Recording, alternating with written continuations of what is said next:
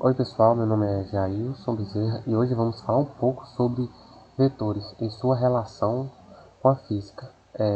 Essa aula será para a disciplina do professor Josimário de Elementos de Mecânica Clássica e Termodinâmica. Vamos falar agora sobre vetores, ok? Primeiro, o que é grandeza vetorial e escalares? Vamos lá.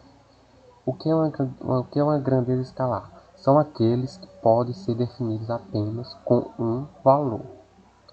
Vamos lá, um exemplo de grandeza escalar se te perguntar a temperatura, é comum responder que 5 graus, porque não precisa de mais nenhuma informação, só abastando isso já está respondido. Outros exemplos de grandezas escalares são, por exemplo, massa, seja qualquer, vamos lá, por exemplo, 3 kg, volume, 3 litros, distância, 3 quilômetros, tempo, 3 minutos, entre outros. Já as grandezas vetoriais necessitam, além do valor e da unidade de medida, informar o sentido e a direção. Elas podem ser representadas por um vetor. Um exemplo de grandeza vetorial um exemplo de grandeza é a força. Imagina aí uma brincadeira de cabo de guerra,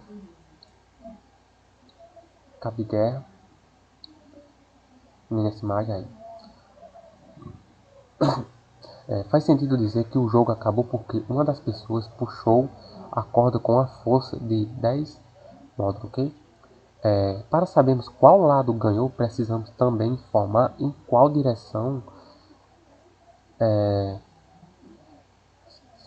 foi aplicado esses 10 módulos. Por exemplo, foi aplicado uma força de 10 módulos na direção horizontal para a esquerda. Poderia ter sido também na forma horizontal para a direita, só não na forma vertical. Relembrando que a horizontal, segundo o plano cartesiano, é assim. E vertical seria assim, ok? Então, lado, cima e baixo, para simplificar. Veja a representação gráfica, fica bem mais claro entre a direção e sentido. Aqui, lembrando que talvez aqui seja tipo um plano cartesiano, ok? Então, aqui seria aqui na direção horizontal, sentido para a esquerda. Mais exemplos de grandezas vetoriais são velocidade, aceleração, campo elétrico e campo magnético, entre outros. Vamos agora passar para a soma de vetores. Como já sabemos, vetor é um ente matemático que representa um conjunto de segmentos orientados de retas, tendo como função fornecer informações de modo, direção e sentido.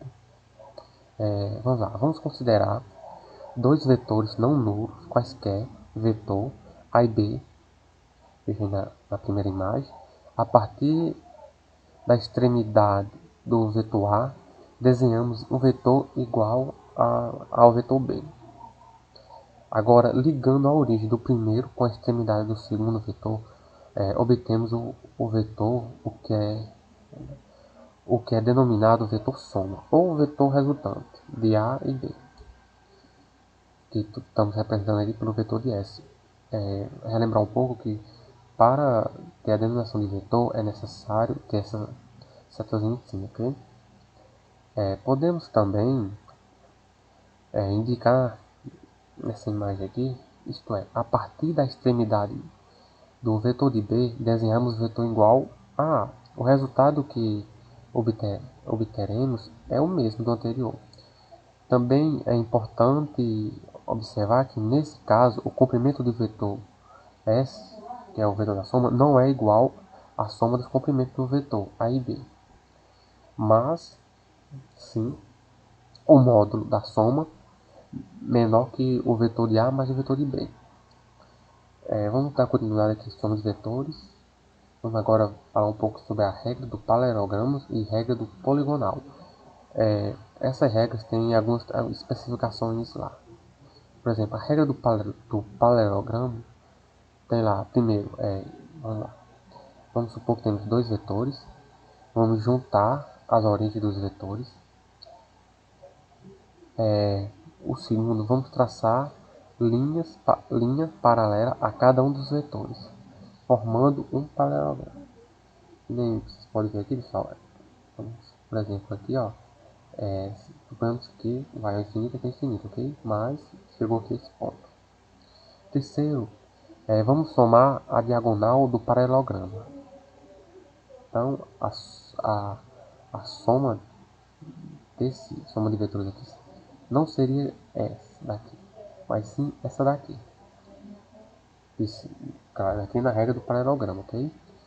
Também é importante referir que nessa regra podemos somar apenas dois vetores de cada vez. Se tivesse mais de um, não poderia fazer isso agora. Já a regra do poligonal, vamos lá, também segue que nem a do paralelogramo. Tem algumas especificações, vamos lá. Primeiro, vamos juntar os vetores, um pela origem, outro pela extremidade ponta, que seria a ponta. Suponhamos, aqui no caso, pegamos três vetores, A, B e C. E faça assim sucessivamente, conforme o número de vetores que precisa somar. Diferente do paralelogramo, já o poligonal, que eu poderia ter mais, ok? Que nem vocês estão vendo aqui. Segundo, vamos traçar uma linha perpendicular entre a origem do primeiro vetor e a extremidade do último vetor. Aqui, aqui.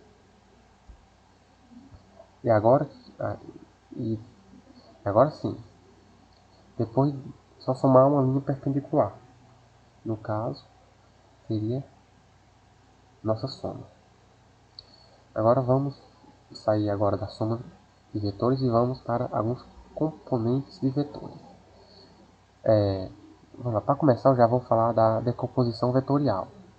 A decomposição de um vetor é o nome dado ao processo que vamos obter os componentes do vetor. É uma das operações realizadas com vetores. E podemos também ser definidos como a determinação dos componentes de um vetor escrito sobre os eixos x e y do plano cartesiano. A imagem aqui traz uma força ou grandeza vetorial com seus componentes. Vamos lá. Os vetores f, x e fy são os chamados componentes do vetor f projetado. No caso, o vetor f projetado seria esse. Aqui seriam os seus componentes, ok? Nos eixos x e y do plano cartesiano. A decomposição vetorial consiste na determinação de seus valores. Para isso, podemos reorganizar os vetores dessa imagem 1 aqui, apenas mudando a posição do vetor fy de forma que forme um triângulo retângulo. Temos um triângulo retângulo. A partir disso aqui, podemos usar as definições de seno e cosseno para obter os resultados. Seria o que?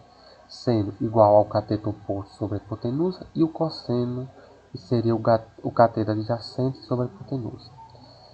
E tendo, claro, o ângulo θ formado entre o vetor f e a componente do eixo x.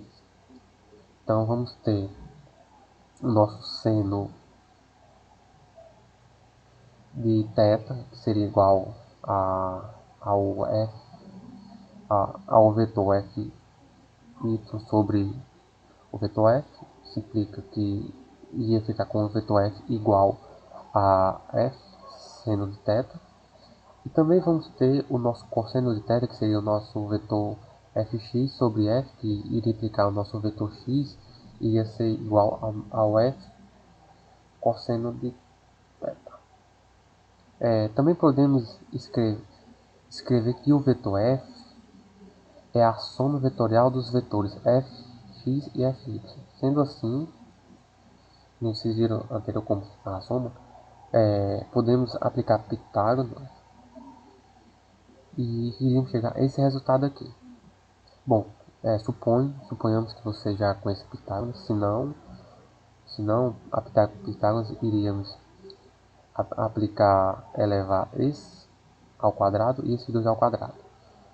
Aqui eu já fiz direto, já tirei o quadrado daqui e aqui apareceu a raiz. Claro, não foi milagres, ok? Por simples, porque para poder tirar o quadrado aqui, eu tive que aplicar raiz aqui e aqui. Aí o 2 que estava aqui elevando o vetor f foi cancelado com um 2 aqui, que você deve supor que esse aqui tem um 2, ok? Cancelou, ficou só o f, e aqui ficou assim. Então, vamos agora falar um pouco sobre velocidade vetorial. Vamos lá. A velocidade vetorial é a medida com que uma certa distância é percorrida durante um intervalo de tempo. Vamos lá. Quando levamos em conta parâmetros vetoriais como modo, direção e sentido, a velocidade vetorial pode ser calculada pelo vetor deslocamento. Diferente entre os vetores de posição final e inicial, dividindo pelo intervalo de tempo em que se deu o movimento. Então vamos lá, agora falar uma definição de velocidade vetorial. Diferentemente, velocidade escalar, a velocidade vetorial média pode ser nula, mesmo que o corpo esteja em movimento. Isso acontece nos casos em que o móvel parte de uma posição e ao final de um certo intervalo de tempo retorna à mesma posição. Suponhamos que isso aqui é um círculo, ele partiu daqui, veio assim e terminou aqui. Nesse caso, pode ser nulo, ok? Nesse caso, dizemos que mesmo que o espaço percorrido pelo móvel não tenha sido nulo, o deslocamento vetorial foi. Movimento pode ser nulo. Vamos lá. A velocidade vetorial média escalar, diferentemente da velocidade, vamos fazer assim, pelo módulo de V, que é igual ao módulo delta S sobre T. O nosso módulo de V, no caso, nosso V seria a velocidade vetorial, o nosso delta S seria o deslocamento vetorial, e o nosso delta T seria o intervalo de tempo. Pronto, agora vamos falar um pouco sobre deslocamento vetorial. Vamos lá.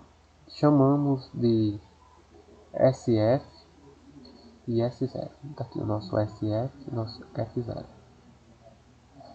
Respectivamente, as posições em que o móvel encontra-se ao final e início do movimento. Essa posição pode ser escrita na forma do ponto cartesiano, x e y, que nem vocês estão vendo aí.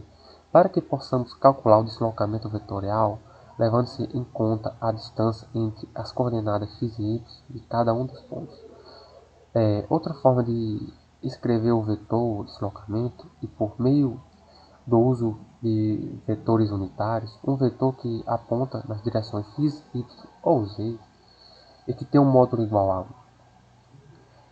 Os vetores unitários são usados para definir o módulo de cada componente do deslocamento ou da velocidade nas direções horizontal e vertical, representados pelo símbolo I e J, que vocês estão vendo aqui, respectivamente. Nessa imagem aqui mostramos os componentes do vetor do deslocamento de um móvel que se desloca na posição S0, que seria 4,0i mais 3,0j. Então se move para a posição SF, que seria essa posição aqui, que no caso seria esse deslocamento aqui, que seria 6,0i e 10,0j. O deslocamento nesse caso é dado pela diferença entre essas posições. É igual ao nosso ΔS, que é o nosso deslocamento, que seria igual a 2,0i mais 7,0j. Aqui o deslocamento da velocidade vetorial deve ser calculada pela adição vetorial. Então, nisso aqui, pessoal, nós temos aqui o nosso deslocamento zero é igual ao x, eu que nem eu falei lá, para achar os pontos cartesianos, ok? Isso aqui também já foi explicado um pouco antes. Então, isso aqui explica também essa parte aqui. Também já foi explicado. Conhecendo-se as componentes do vetor velocidade, é possível calcular o módulo do deslocamento para tanto. Vamos ter que usar o teorema de Pitágoras, ok? Vocês estão vendo aqui. E aqui, uma vez que esses componentes são perpendiculares entre si, então podemos calcular pelo teorema. Como vocês estão vendo aqui, eu apliquei Pitágoras nesse daqui. Aplicando Pitágoras aqui, vou elevar ambos os lados ao quadrado. Que nem foi explicado um pouco antes. Para eliminar o quadrado aqui estando raiz, só que antes disso acontecer, eu elevei o número entre parênteses ao quadrado, que deu 4 e 49. Então, nosso ΔS é igual a 53. Raiz de 53 é aproximadamente 7,3 unidades. Vamos agora falar sobre velocidade vetorial e velocidade escalar.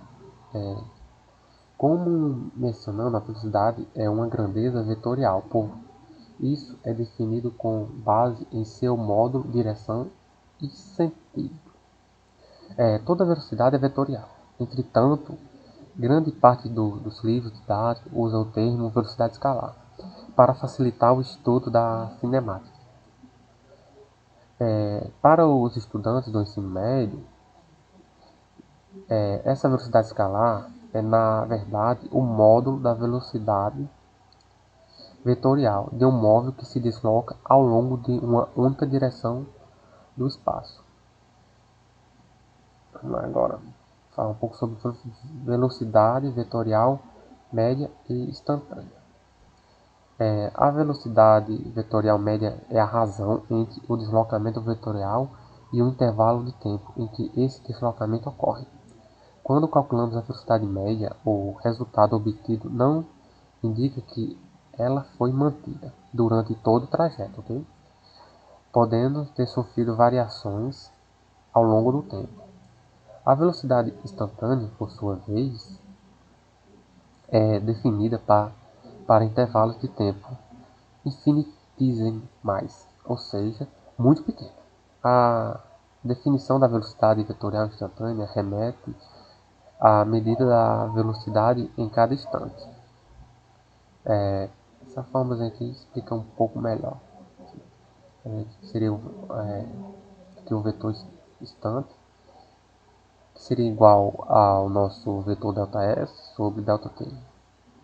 Que iria implicar que o nosso ΔT ele seria aproximadamente zero. Não quer dizer que seja zero. Isso aqui poderia supor que tinha uma vírgula, 0, algum outro número, ok? Vamos agora para o exemplo.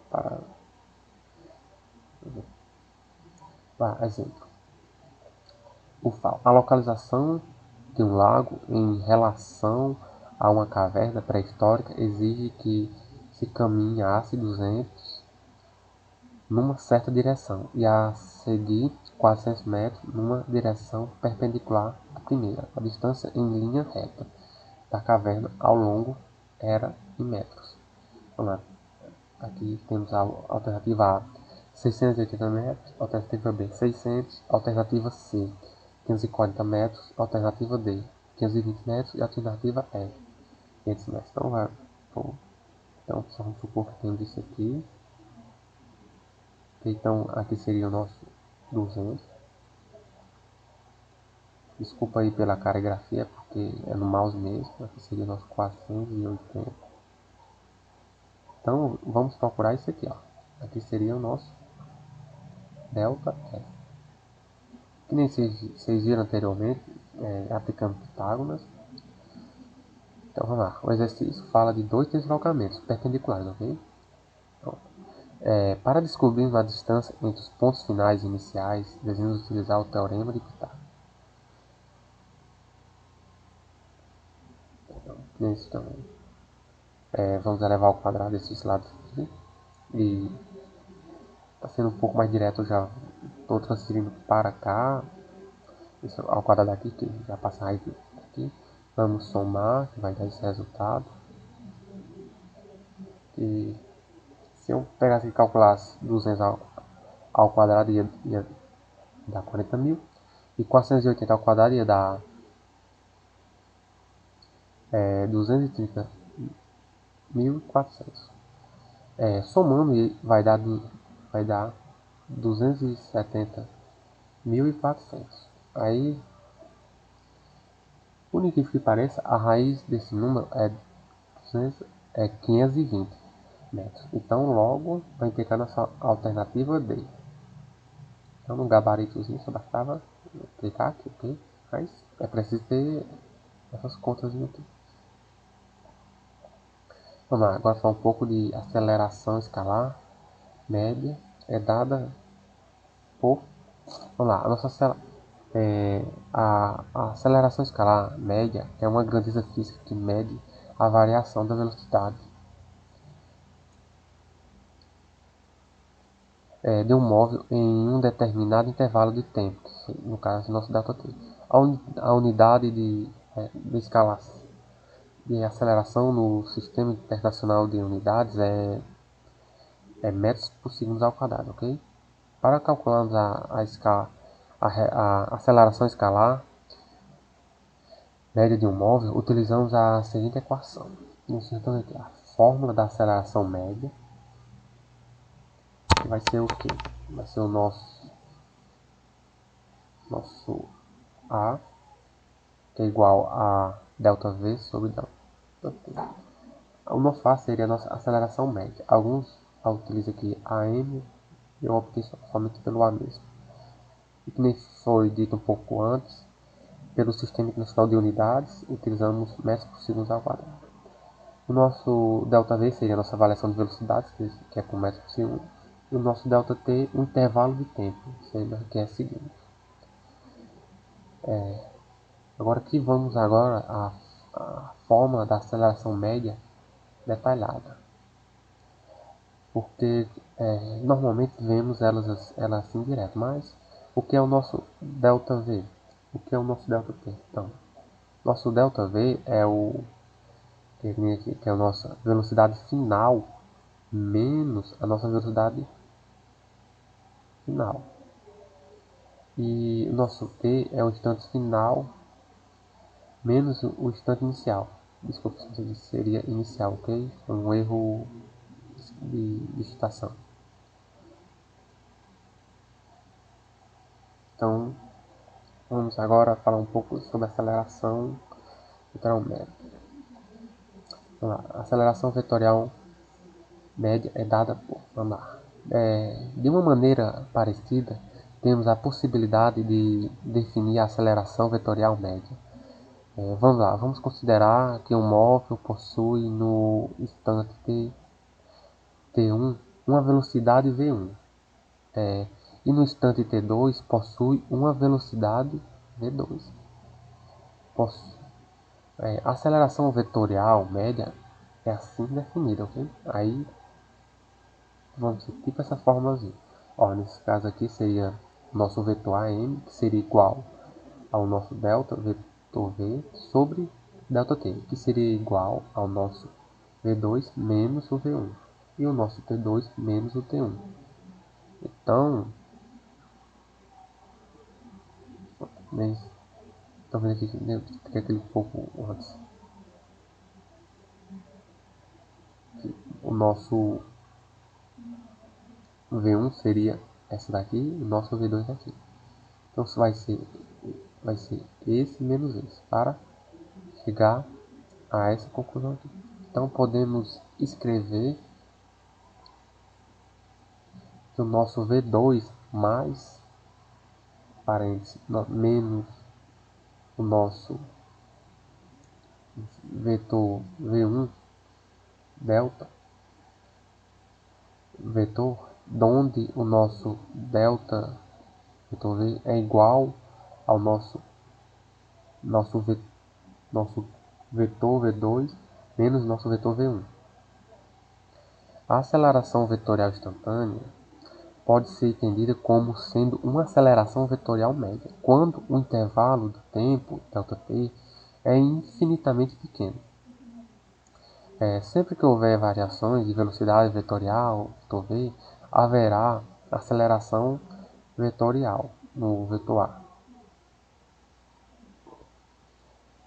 Vamos lá. Aceleração vetorial instantânea é dada por a vetor aceleração instantânea. A aceleração vetorial instantânea será dada quando o intervalo de tempo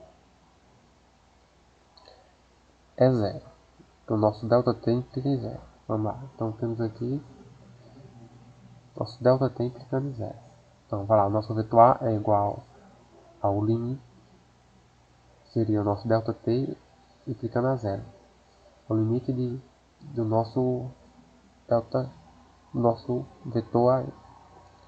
Então, sabendo esses conceitos, podemos também definir as funções de velocidade em função do tempo, deslocamento, em função do tempo e a equação de Torricelli para notação vetorial. Isso que eu vou aqui. Então podemos também dizer que o nosso vetor V é igual ao nosso vetor zero mais o nosso vetor AT, onde o nosso vetor R é igual ao nosso vetor R0 mais o nosso vetor R, nosso vetor 0t mais 1 sobre 2 vetor ΔT. Na física tradicional é aquela fórmula lá, sorvete e sorvete. Só bastava substituir, não sorvete não, sorvetão. Só bastava substituir algumas letras.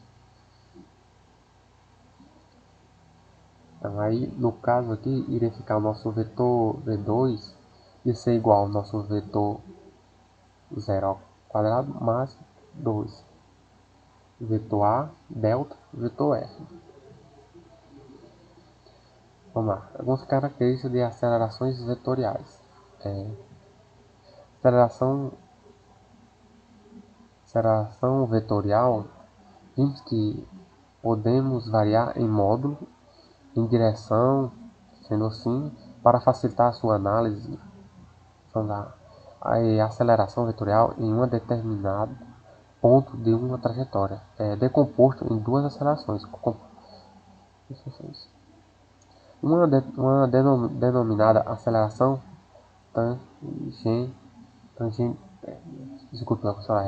tangencial.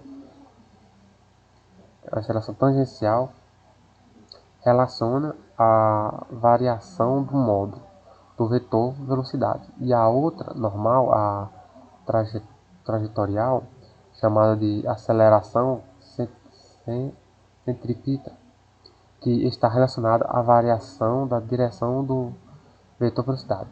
Vamos lá. Algumas características do componente tangencial da aceleração. Vamos lá. A aceleração tangencial mede a rapidez com que o módulo do vetor velocidade varia, ok? Ela também possui módulo igual ao módulo das acelerações escalar. Também a sua direção é sempre tangente à sua trajetória. O sentido também é o mesmo sentido adotado para o vetor velocidade. Se o movimento for acelerado, se o movimento for retardado, e também se o sentido é ao contrário ao vetor velocidade. E também temos o modo do vetor aceleração tangencial é nulo nos movimentos uniformes. Né? Eu falei aqui do círculo. Vamos agora algumas características do componente centrípeta da aceleração. O componente centrífugo mede a rapidez com que a direção do vetor velocidade varia. Também possui direção radial e aponta sempre para o centro da trajetória. Possui módulo dado por módulo, aqui que seria nossa aceleração eu sempre tenho nossa aceleração citrial, que seria igual ao nosso v ao quadrado sobre e, em que v é a velocidade instantânea e r é o raio da trajetória escrita pelo módulo. Vocês estão tentando acompanhar um pouco aqui, ok? Nos movimentos retilíneos, a direção do vetor velocidade não varia, portanto, a aceleração centrípeta é nula.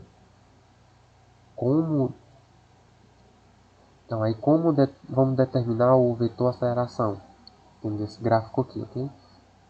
Vamos lá, sabemos que o vetor aceleração tangencial é tangente à trajetória. Ele é orientado no mesmo sentido do movimento. O seu módulo é igual ao valor da aceleração escalar. Então, pela imagem aqui, podemos determinar o vetor aceleração centrípeta de acordo com a imagem. Podemos ver que ele é normal à trajetória, orientado também para o centro da trajetória. O seu módulo é dado pela essa equação aí. Módulo de a ao quadrado, que é igual ao nosso módulo de AT, não, nosso vetor AT ao quadrado, mais módulo de aceleração centrípeta ao quadrado. Ainda em relação à imagem, vemos também que os componentes tangencial e centrípeta são ortogonais. Sendo assim, também podemos fazer usando o teorema de Pitágoras para facilitar. Então, aqui teríamos a tangente, que seria igual a ao vetor do componente científico e vetor AT. Vamos lá. Aceleração científica. O que é aceleração científica? Vamos lá.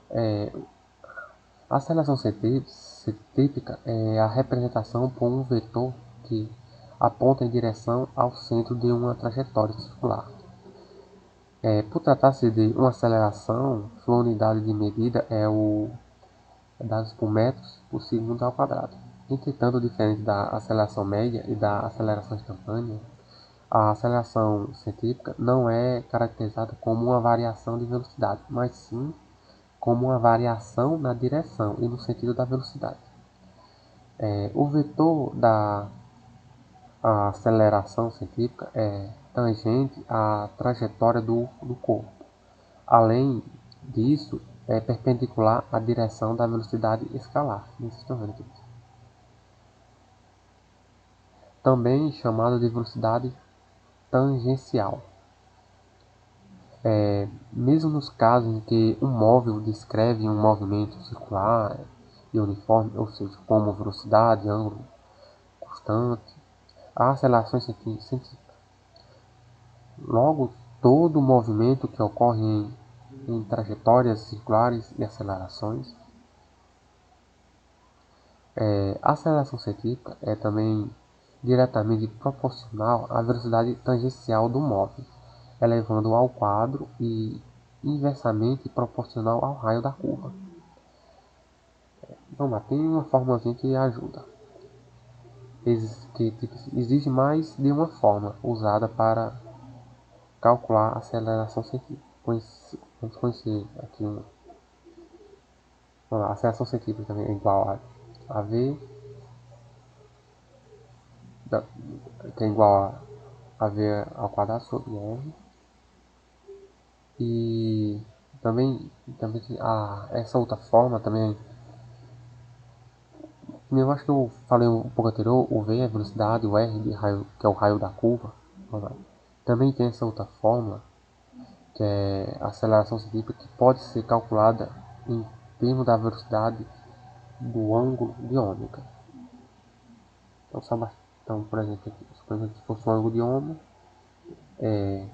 pegaríamos o ângulo ao quadrado vezes R, que seria o raio da curva. Bom, pessoal, peço desculpa porque essa aula foi gravada com um programa que eu não consegui tirar a marca d'água, então o tempo todo vai estar aparecendo, se eu não me engano, a marca d'água aí.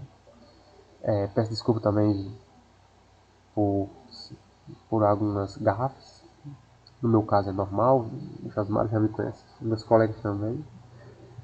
Mas eu espero que tenha dado para entender. Qualquer dúvida, deixe nos comentários.